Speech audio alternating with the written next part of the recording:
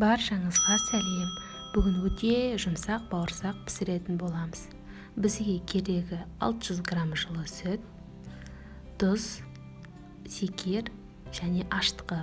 Аштығымызды салып 5 минутқа қоямыз. Одан кейін ұнымызды себелеп, үстіне сары майымызды салып, қамыр қылып илеп 1 сағат бетін жауып, жылы жерге қоямыз.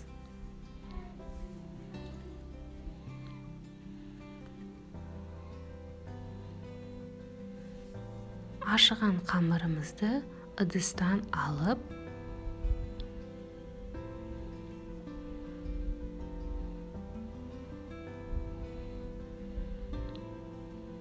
екі бөлшекке бөліп, қамырымызды жайып аламыз.